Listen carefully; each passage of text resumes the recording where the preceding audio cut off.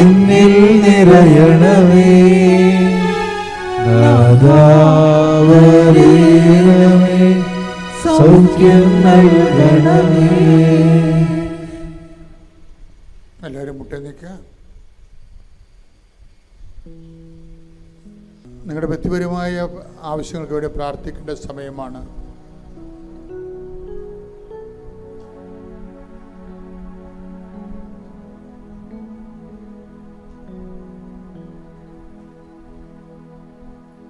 അമ്മയുടെ പ്രത്യക്ഷീണത്തിൻ്റെ 21 വർഷം പൂർത്തീകരിക്കുക.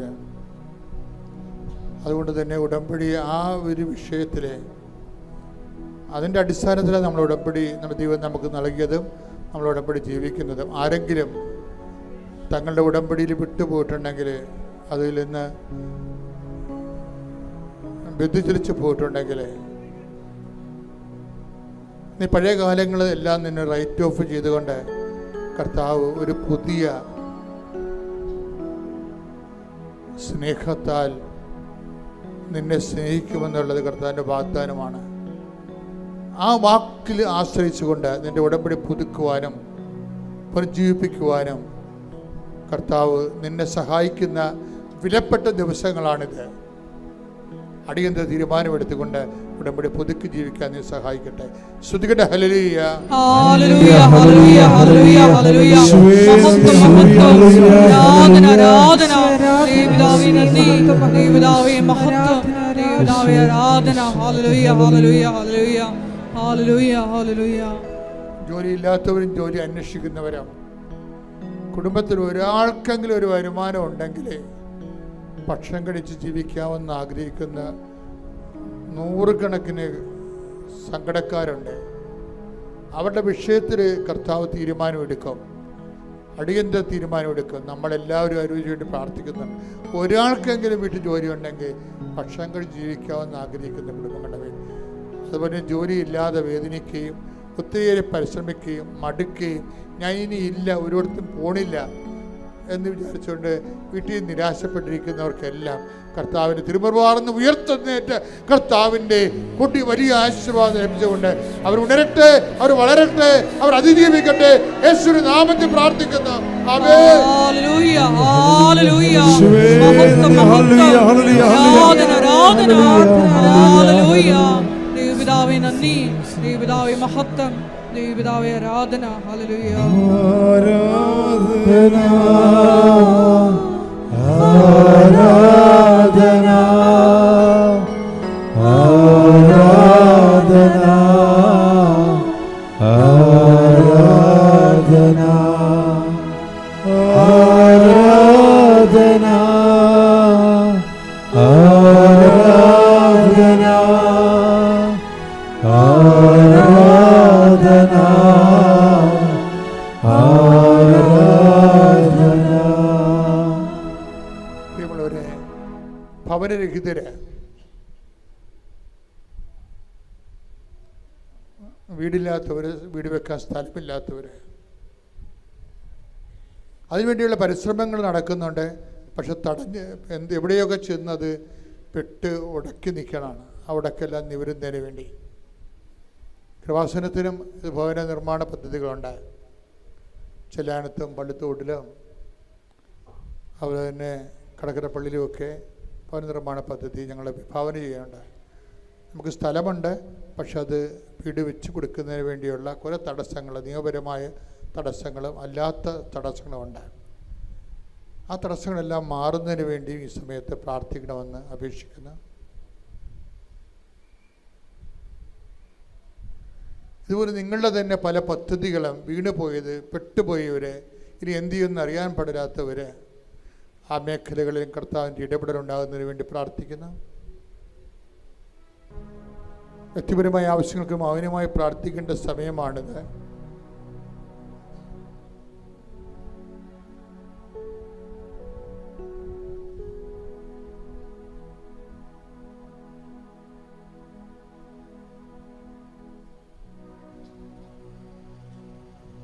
ദിവ്യകാരുണ്യനാഥന്റെ മുമ്പിൽ നന്ദി നിറഞ്ഞ ഹൃദയത്തോടെ ഒരു നിമിഷം നമുക്കായിരിക്കാം. അവനെ സൂക്ഷിച്ചു നോക്കിയപ്പോൾ അന്ധന് കാഴ്ച കിട്ടിയതുപോലെ ഈശോയെ ആന്തരികമായി വലിയ ദൈവസ്നേഹത്താൽ നിറഞ്ഞുകൊണ്ട് നിന്നെ നോക്കുവാൻ, വചനത്തെ ഉരുക്കുവാൻ, ആത്മാഭിഷേകം പ്രാപിക്കുവാൻ, സാക്ഷികളായി ഉയർത്തപ്പെടുവാൻ ഈശോയെ പ്രത്യേകമായിട്ട് ഈ പ്രത്യക്ഷീകരണ കൃതജ്ഞത ആരാധനാ മണിക്കൂറിൽ അങ്ങയുടെ മക്കളെ അഭിഷേകം ചെയ്യണമേ എന്ന് പ്രത്യേകമായിട്ട് പ്രാർത്ഥിക്കുന്നു. ലോകത്തിൻ്റെ അതിർത്തികൾ വരെ ക്രിസ്തു സാക്ഷ്യമായി പ്രശോഭിക്കുവാൻ ഈശോയെ ഞങ്ങളുടെ ഓരോ ജീവിത ദുരന്തങ്ങളെയും ഈ ആരാധനാ മണിക്കൂറിൽ സ്വർഗം സന്തോഷിക്കുന്ന അതേ മഹത്വത്താൽ അടയാളങ്ങളാക്കി ഞങ്ങളുടെ ജീവിത ദുരിതങ്ങളെയും മാറ്റണമേ എന്ന് പ്രാർത്ഥിച്ചുകൊണ്ട് ശിരസ് നമിച്ച് ദിവ്യകാരുണ്യനാഥൻ്റെ ആശീർവാദം നമുക്ക് സ്വീകരിക്കാം.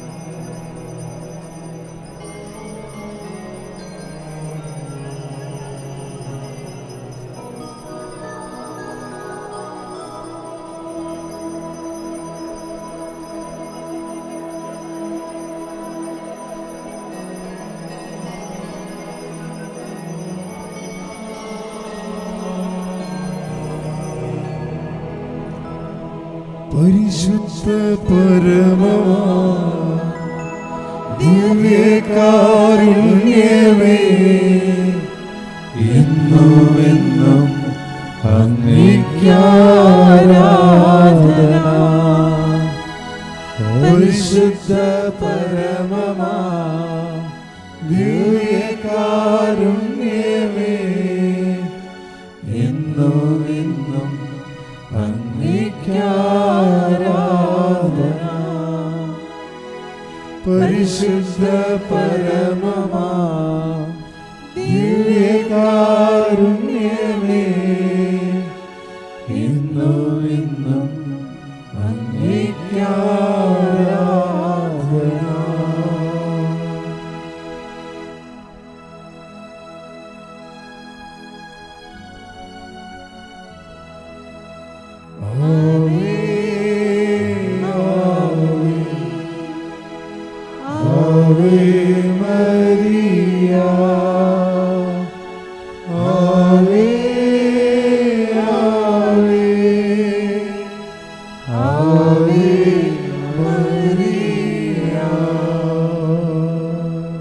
എൻ്റെ പേര് ഗോപിക. ഞാൻ പത്തനംതിട്ടയിൽ നിന്നാണ് വരുന്നത്.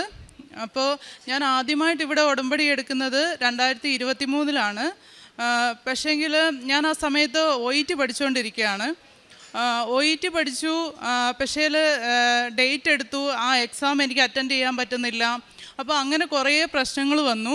അത് കഴിഞ്ഞ് UK പോകാനുള്ള എല്ലാം ശരിയായി, അതിന് തടസ്സം. അപ്പോൾ അങ്ങനെ വന്നപ്പോൾ എനിക്ക് ദൈവം എന്നുള്ളൊരു വിശ്വാസമേ ഇല്ലാണ്ടായി. പിന്നെ ഞാൻ പ്രാർത്ഥിക്കാറില്ല, ഉടമ്പടി ഉഴപ്പി. പിന്നെ ഞാൻ ഉടമ്പടി എടുത്തിട്ടില്ല, കൃപാസനത്തിൽ വന്നിട്ടില്ല. അത് കഴിഞ്ഞ് പിന്നെ ആ സമയത്താണ് ഇതുപോലെ ജർമ്മനിയിലോട്ട് നല്ലൊരു ഓപ്പർച്യൂണിറ്റി ഉണ്ടെന്ന് ഞാൻ അറിയുന്നത്. അപ്പോൾ അങ്ങനെ ജർമ്മൻ പഠിക്കാമെന്ന് വിചാരിച്ചു. അത് കഴിഞ്ഞ് ആദ്യം ഞാൻ ഓൺലൈനായിട്ടാണ് പഠിച്ചത്. അതിലൊന്നും എനിക്കൊരു മെച്ചമായിട്ടൊന്നും തോന്നുന്നില്ല, എനിക്ക് പഠിക്കാൻ പറ്റുന്നില്ല. അത് കഴിഞ്ഞ് ഞാൻ ഇൻസ്റ്റിറ്റ്യൂട്ട് മാറിക്കൊണ്ടിരിക്കുകയാണ്. A1 പഠിച്ചു, A2 വേറൊരു ഇൻസ്റ്റിറ്റ്യൂട്ടിൽ പഠിച്ചു, B1 വേറൊരിടത്ത് പഠിച്ചു, അങ്ങനെയൊക്കെ. അത് കഴിഞ്ഞ് പിന്നെ എൻ്റെ മനസ്സിൽ തോന്നുകയാണ് കൃപാസനത്തിൽ വരണം, ഒന്നുകൂടെ ഒന്ന് ഉടമ്പടി എടുക്കണം, ഒന്ന് നോക്കണം എന്നൊക്കെ. അപ്പോഴും എവിടെയൊക്കെയോ മാതാവ് ഇങ്ങനെ മനസ്സിലുള്ളതുപോലെ എനിക്ക് തോന്നുമായിരുന്നു. പക്ഷേ പ്രാർത്ഥിക്കുകയോ അങ്ങനെയൊന്നുമില്ല, ആരോടും അങ്ങനെ പറയുകയോ ഒന്നുമില്ല. പക്ഷെങ്കിൽ എവിടൊക്കെയോ ഇങ്ങനെ മാതാവിനോടുള്ളൊരു ഇഷ്ടം എനിക്ക് എപ്പോഴും തന്നെ ഉണ്ടായിരുന്നു. അത് കഴിഞ്ഞിട്ട് ഞാൻ B1 പഠിക്കാൻ പോയി കഴിഞ്ഞപ്പോഴാണ് എൻ്റെ കൂട്ടുകാരി ഞാൻ അനിതയെ കാണുന്നത്. അപ്പോൾ ഞാൻ എൻ്റെ ഫ്രണ്ട്സിനോടൊക്കെ ഞാൻ ഷെയർ ചെയ്യുമായിരുന്നു. നേരത്തെ 2023 ഞാൻ പത്രം എല്ലാവർക്കും ഒരു 3-4 പത്രമൊക്കെ എൻ്റെ ഈ ബാക്കി ഉണ്ടായിരുന്നു. അത് ഞാൻ ആർക്കും കൊടുത്തൊന്നുമില്ല, കാരണം ഇനി എന്തിനാന്നുള്ളൊരു തോന്നൽ എനിക്കുണ്ടായിരുന്നു. അത് കഴിഞ്ഞ് ഞാൻ ഓർത്ത് എക്സാമിൻ്റെ ഡേറ്റ് എടുത്തു. എക്സാമിൻ്റെ ഡേറ്റ് എടുത്ത് കഴിഞ്ഞിട്ട് ഇവിടെ വന്ന് ഉടമ്പടി എടുക്കാമെന്നാണ് വിചാരിച്ചേ. അപ്പം അങ്ങനെ ജൂലൈ 18 ഞങ്ങൾ രണ്ടുപേരും കൂടെയാണ് ഇവിടെ വന്ന് ഉടമ്പടി എടുക്കുന്നത്. ജൂലൈ 30 ആയിരുന്നു ഞങ്ങളുടെ എക്സാം. അപ്പം എക്സാമിന് പോയി. എക്സാമിന് തലേന്ന് തൊട്ട് എനിക്ക് നല്ല പനിയായി. അപ്പം എനിക്ക് ഭയങ്കര ബുദ്ധിമുട്ട്, എക്സാം അറ്റൻഡ് ചെയ്യണം, എന്ത് ചെയ്യുമെന്ന് എനിക്ക് നല്ല ടെൻഷനായിരുന്നു. ഞാനപ്പോൾ പിന്നെ ഇവിടെ നിന്ന് കിട്ടിയ വെഞ്ചരിച്ച ഉപ്പും തേനും ഒക്കെ കഴിച്ചിട്ടാണ് അന്ന് എക്സാമിന് പോയത്. അതുപോലെ എക്സാം സെൻറ്ററിൻ്റെ കയറാൻ നേരത്ത് ഞാൻ ഉപ്പ് പ്രാർത്ഥിച്ച് ഇങ്ങനെ നടക്കലിട്ടിട്ടാണ് ഞാൻ കയറിയത്. അതുപോലെ തന്നെ ആ എണ്ണ എൻ്റെ പാസ്പോർട്ടിൻ്റെ മേലെ ഞാൻ കുരിശ് വരച്ചു പ്രാർത്ഥിച്ച്. അതുപോലെ ഇവിടെ ഞാൻ ഉടമ്പടി എടുക്കാൻ വന്നപ്പോൾ എനിക്ക് ആകെ 2 ആഗ്രഹങ്ങളേ ഉള്ളായിരുന്നു. ഒന്ന്, അച്ഛൻ്റെ അനുഗ്രഹം വാങ്ങിക്കാൻ കഴിയണം. 2, എനിക്ക് മാതാവിനെ എനിക്ക് എടുക്കാൻ കിട്ടണം. ഈ 2 ആഗ്രഹങ്ങളായിരുന്നു. അപ്പോൾ ഇത് രണ്ടും എനിക്ക് ആ ഒരു ദിവസം തന്നെ സാധിച്ചു. അതെനിക്ക് ഒത്തിരി സന്തോഷമായിരുന്നു. അപ്പം പക്ഷെങ്കിൽ അന്ന് വേറൊരു കാര്യം എൻ്റെ ലൈഫിൽ സംഭവിച്ചു. അതെന്താണെന്ന് വെച്ച് കഴിഞ്ഞാൽ, ഞങ്ങൾ ഇതുപോലെ മെഴുകുതിരി വാങ്ങിക്കാൻ നിന്നപ്പോൾ എനിക്ക് പെട്ടെന്ന് നല്ലപോലെ ദേഷ്യം വരുന്ന ഒരാളാണ്. അപ്പം എനിക്ക് ദേഷ്യം ഇങ്ങനെ അടക്കാൻ പറ്റത്തേയില്ല, ഞാൻ പെട്ടെന്ന് റിയാക്ട് ചെയ്യും. അപ്പോൾ ഇവിടെ മെഴുകുതിരി വാങ്ങിക്കാൻ നിന്നപ്പം ആ ചേച്ചി ഇതുപോലെ പറഞ്ഞു, മാസത്തിൽ 2 തിരിയെ തരാൻ പറ്റുള്ളൂ എന്ന്. അപ്പം ഞാൻ പറഞ്ഞു, ഇല്ല, ഇനി ഞാൻ എൻ്റെ റിസൾട്ട് അറിഞ്ഞിട്ട് ഞാൻ സാക്ഷ്യം പറയാനേ ഞാൻ ഇങ്ങോട്ട് വരത്തുള്ളൂ, അതുകൊണ്ട് എനിക്ക് 1 തിരിയും കൂടെ തരണം, എനിക്ക് എപ്പോഴും വരാൻ പറ്റില്ല എന്ന് പറഞ്ഞിട്ട് ഞാൻ ഭയങ്കരമായിട്ട് ദേഷ്യപ്പെട്ടു. അപ്പം പിന്നെ ബസ്സിൽ കയറിയപ്പോൾ തൊട്ട് എനിക്ക് തോന്നി ഞാൻ പറഞ്ഞത് തെറ്റാണ് എന്ന് എൻ്റെ മനസ്സിലിങ്ങനെ ഉണ്ട്. അപ്പം ഞാൻ ബസ്സിൽ നിന്ന് അങ്ങോട്ട് ഇറങ്ങിയപ്പം ആ ബസ് പെട്ടെന്ന് അങ്ങ് ഷെയ്ക്കായി. അപ്പം ഞാൻ വീട്ടിൽ ചെന്ന് നോക്കിയാണേ ആ ഒരു പച്ചത്തിരി 2ആയിട്ടിങ്ങനെ ഒടിഞ്ഞതുപോലെ ഇരിക്കുന്നു. അപ്പോൾ എനിക്കത് ഭയങ്കരമായിട്ട് വിഷമമായി. അപ്പോൾ തന്നെ ഞാൻ അതിനൊത്തിരി സോറി ചോദിക്കുന്നു. പിന്നെ ഞാൻ എക്സാമിന് പോയ സമയത്ത് ഞാൻ കാശ് രൂപ എൻ്റെ കഴുത്തിൽ തന്നെ ഇട്ടിട്ടുണ്ടായിരുന്നു. ഓരോ എക്സാമിനും ഓരോ മൊഡ്യൂളും ഞാനിങ്ങനെ കാശ് രൂപം തൊട്ട് പ്രാർത്ഥിച്ചിട്ടാണ് ഞാൻ ഓരോ ടൈൽ ഓപ്പൺ ആക്കിക്കൊണ്ടിരുന്നത്. ഞങ്ങൾക്കിങ്ങനെ ടൈൽ ബേസാണ്, 1, 2, 3 അങ്ങനെയാണ്.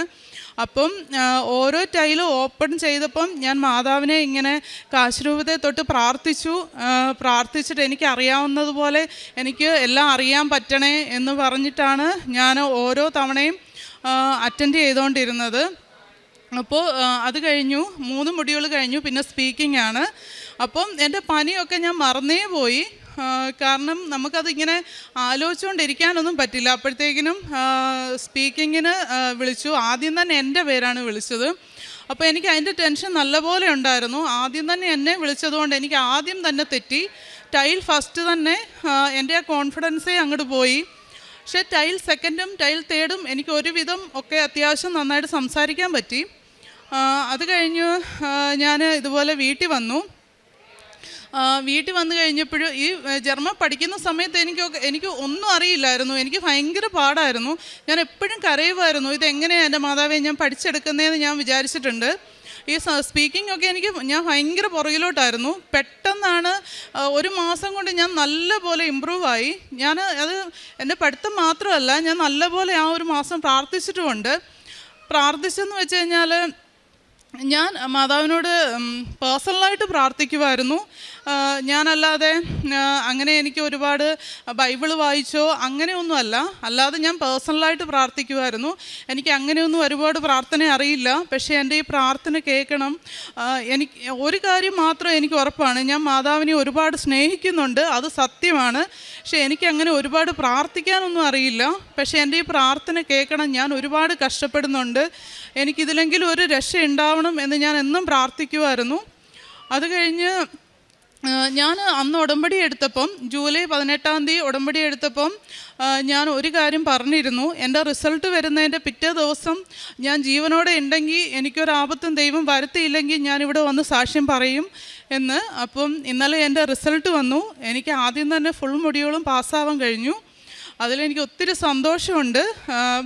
എനിക്ക് ഒരുപാട് ടെൻഷൻ ഉണ്ടായിരുന്നു. അങ്ങനെ എല്ലാവർക്കും ഒന്നും കിട്ടില്ല ഒറ്റയടിക്ക്, ഏതെങ്കിലുമൊക്കെ സബ്ജക്റ്റ് പോകും. അപ്പം എൻ്റെ ഫ്രണ്ട്സിനും ഒരുപാട് പേർക്ക് പോയിട്ടുണ്ട്. അപ്പോൾ എൻ്റെ വീട്ടുകാർ തന്നെ എന്നോട് പറയുമായിരുന്നു, ഇത് അറിയുന്നതിന് മുമ്പ് തന്നെ, റിസൾട്ട് അറിയുന്നതിന് മുമ്പ് തന്നെ എൻ്റെ അമ്മയൊക്കെ എന്നോട് പറഞ്ഞിട്ടുണ്ട്, മോനെ ഏതെങ്കിലും പോയാൽ തന്നെ അടുത്തൊരു വട്ടം എഴുതിയെടുക്കാമല്ലോ, നീ ടെൻഷൻ അടിക്കേണ്ട എന്നൊക്കെ പറയുമായിരുന്നു.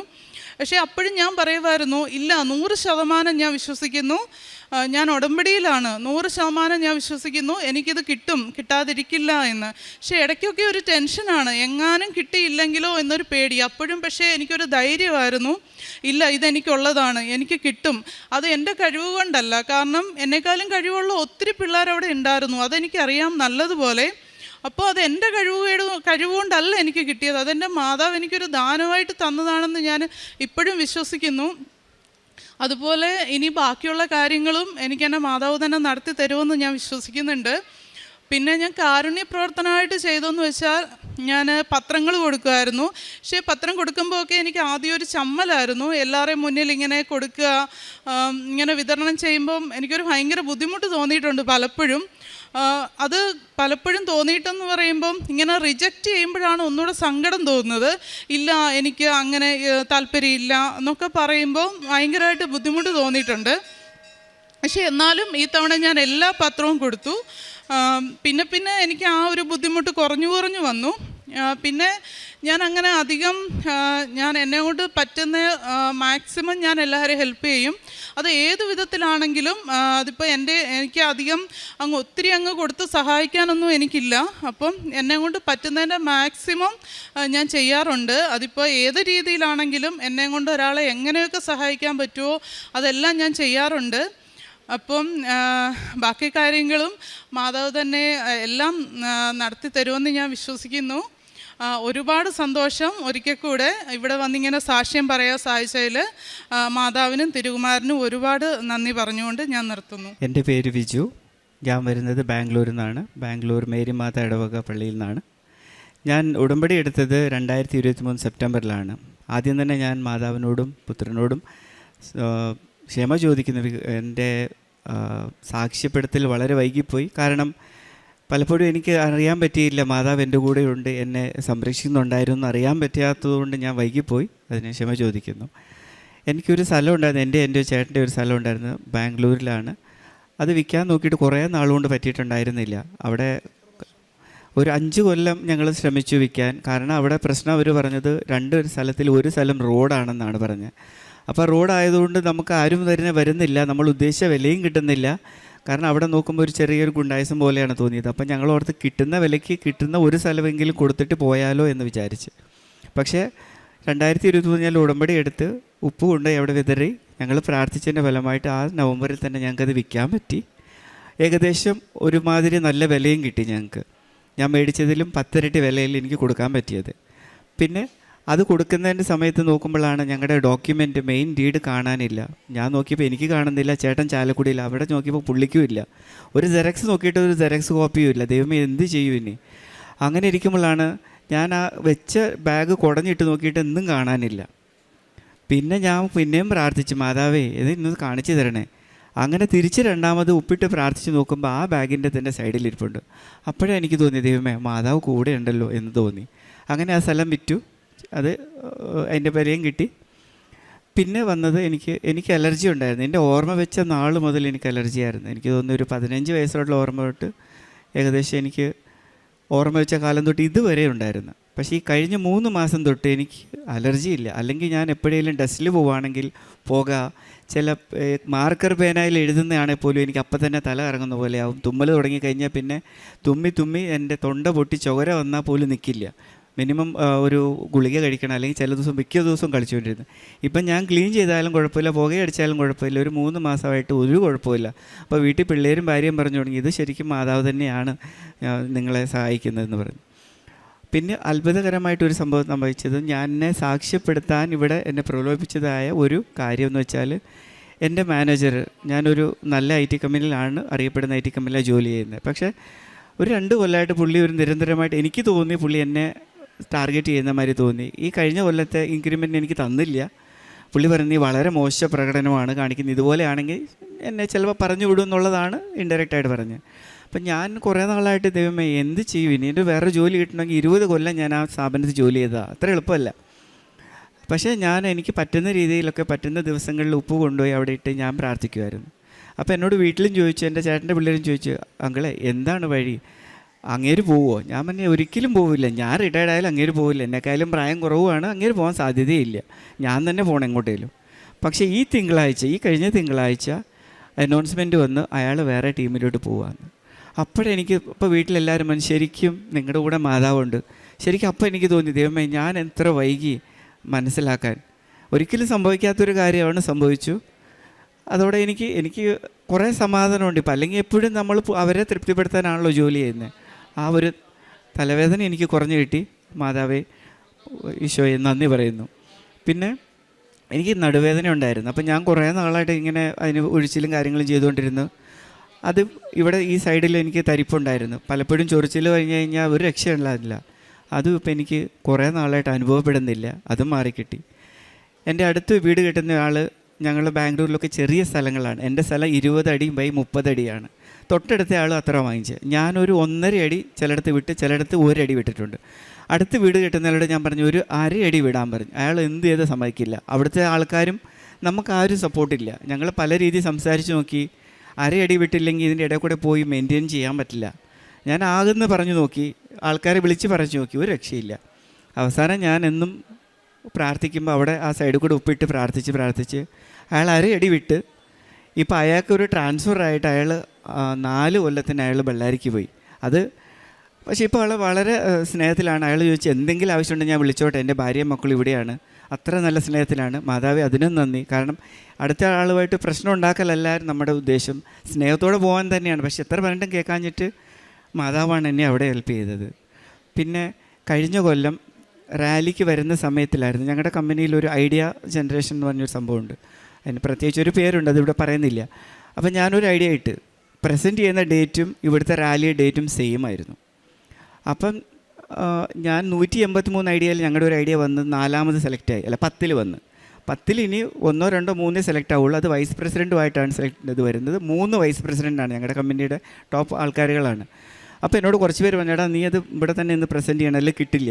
പക്ഷേ വീട്ടിൽ എന്നോട് ഭാര്യയും മക്കളും പറഞ്ഞ്, നിങ്ങൾ ഇതിവിടെ പോകാമെന്ന് തീരുമാനിച്ച ശേഷമല്ലേ സെലക്ട് ആയത്, നിങ്ങൾ ഇവിടെ ഇല്ലെന്ന് പറഞ്ഞു. അപ്പോൾ ഞാൻ പറഞ്ഞു, ഇല്ല, ഞാൻ ഒരിക്കലും ഞാൻ റാലി മുടക്കില്ല, എൻ്റെ ഒരു ഡൗട്ടും ഇല്ല, എൻ്റെ സ്റ്റാൻസ് പോയാൽ പോയിക്കോട്ടെ എന്ന് പറഞ്ഞു.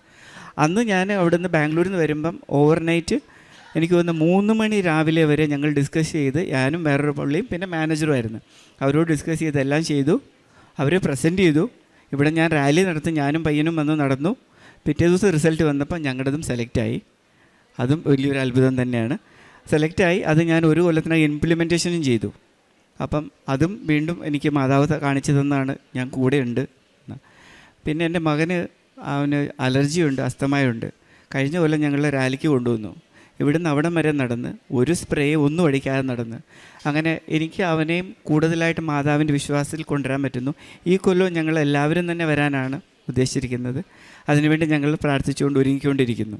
ഇങ്ങനെ പല പല കാര്യത്തിൽ എനിക്ക് എന്നെ സഹായിച്ച മാതാവിനോടും തിരുക്കുമാരോടും നന്ദി പറയുന്നു. പ്രേക്ഷിത പ്രവർത്തനമായിട്ട് ഞാൻ ആരെങ്കിലും എന്നോട് ചോദിക്കുകയാണ്, ബുദ്ധിമുട്ടാണ് ചേട്ടാ, പഠിക്കാൻ ബുദ്ധിമുട്ടാണെങ്കിൽ ഞാൻ എന്നെക്കൊണ്ട് പറ്റുന്ന സഹായം ഞാൻ അവർക്ക് ചെയ്യും. അത് പഠിക്കാനാണെങ്കിൽ ചെയ്യും, അല്ലെങ്കിൽ അവർക്ക് രോഗാവസ്ഥയാണെങ്കിൽ അതിൻ്റെ ചെയ്യും. പിന്നെ ഇപ്പം ഞാൻ റീസെൻ്റായിട്ട് എന്താ ചെയ്യുന്നത് വെച്ചാൽ, ഞാൻ എൻ്റെ പള്ളിയിലെ വിൻസെൻ്റ് ഇപ്പോഴുടെ പ്രസിഡൻ്റായി. അപ്പോൾ എനിക്ക് എൻ്റെ ആ പള്ളിയിലുള്ള ചേച്ചിമാർ പറയടാ, അവർ അവിടുന്ന് ഒരാൾ വിളിച്ച് അവർക്കൊരു കുറച്ച് സഹായം ചെയ്യാൻ പറ്റുമോ? ഞാൻ പറയും ഓക്കെ, നമുക്ക് ചെയ്യാമല്ലോ. അപ്പം ബാക്കി ആൾക്കാരോട് ചോദിച്ച് അവർക്ക് നമ്മളെ മാസം തോറും മിനിമം തുക കൊടുത്ത് അങ്ങനെ ഓരോരോ ഫാമിലിനെ അഡാപ്റ്റ് ചെയ്ത് ഇപ്പോൾ 6 ഫാമിലി ഞങ്ങൾ അഡാപ്റ്റ് ചെയ്തു. അപ്പം പള്ളിയിൽ നിന്ന് കിട്ടിയെങ്കിൽ കിട്ടി, കിട്ടിയില്ലെങ്കിൽ ഞാൻ തുടങ്ങും. അപ്പം മിനിങ്ങാന്ന് ഒരാളുടെ പേര് ജപ്തിയാവുമെന്ന് പറഞ്ഞു വന്നു. അപ്പം അയാൾക്ക് ഞാൻ അച്ഛനുമായിട്ട് സംസാരിച്ച് ഒരു ചെറിയ സഹായം ചെയ്തു. അപ്പോൾ അയാളും അതിൽ നിന്ന് തൽക്കാലം രക്ഷപ്പെട്ടു. അങ്ങനെ ഞാനത് തുടർന്നുകൊണ്ടിരിക്കുകയാണ്. പ്രാർത്ഥനാ ജീവിതം വീട്ടിൽ ഞങ്ങൾ സ്ഥിരമായിട്ട് ഞാൻ പ്രാർത്ഥിക്കാറുണ്ട്. പിള്ളേരും മക്കളും രാവിലെ ഏറ്റു വരാറില്ല, പക്ഷേ ഞാനത് മുടക്കാതെ പ്രാർത്ഥിക്കുന്നുണ്ട്. പേപ്പർ ഞങ്ങൾ അവിടെ കൊടുക്കുന്ന കന്നഡ, തമിഴ് ഈ വക പള്ളിയിലുണ്ട്. പലരും അവിടെ അറിയാത്ത പള്ളികളിലുണ്ട്. അപ്പോൾ ഞാൻ അവിടെ പോയിട്ട് ഞാൻ പറയും ഇങ്ങനെ ഒരു അത്ഭുത മാതാവാണിത്, ഇവിടെ നാട്ടിൽ നിന്നാണ്, ഇന്ന സ്ഥലമാണ്. അപ്പോൾ ചിലർ വിളിക്കാറുണ്ട് എവിടെയാണ് സ്ഥലം, മനസ്സിലായി. അപ്പോൾ അവർക്ക് ഞാൻ അതിൻ്റെ സഹായങ്ങൾ ചെയ്തു കൊടുക്കാറുണ്ട്, എങ്ങനെയാണ് പോകണമെന്നുള്ളത്. ഇതാണ് എനിക്ക് പറയാനുള്ളത്. മാതാവിനും തിരുക്കുമാരനും 1000 നന്ദി പറഞ്ഞുകൊണ്ട് ഞാൻ